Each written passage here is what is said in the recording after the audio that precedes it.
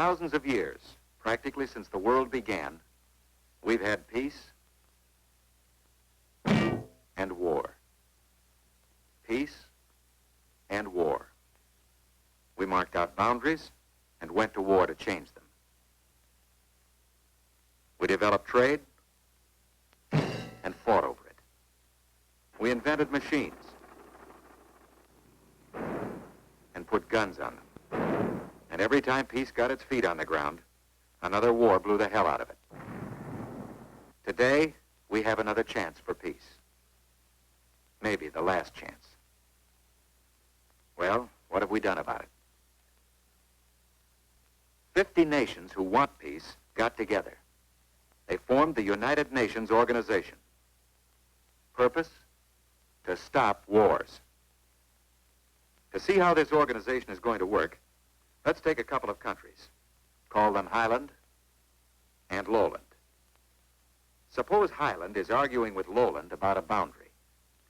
In this United Nations setup, they'll take their argument to the General Assembly. And here, in front of all the other countries in the world, Highland and Lowland will sound off with their complaints. The other countries give them advice or criticism, try to get the problem straightened out.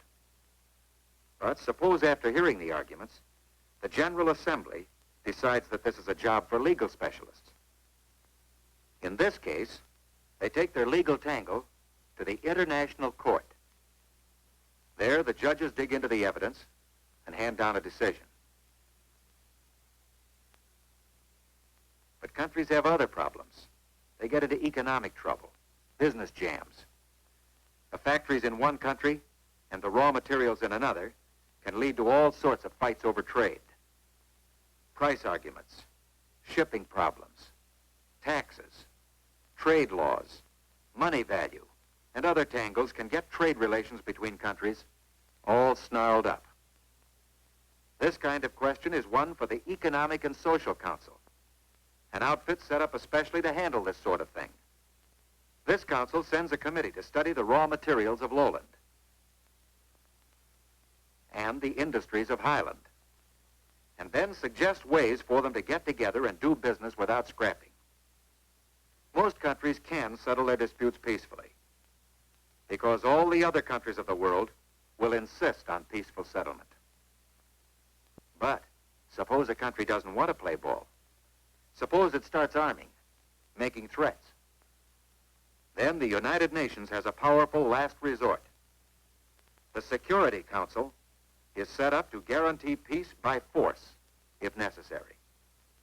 If the Big Five, Britain, China, France, Russia, and the United States, and 2 of the 6 other nations on this council decide that a country is hell-bent for trouble, they step in and say, look, either you settle this peacefully or we'll settle it for you.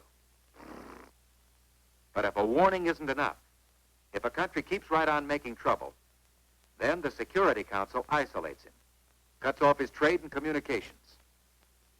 And if this doesn't stop him, the Council can shoot the works, calling on the other United Nations for armed force to stop the fight. The United Nations organization is a working plan for peace.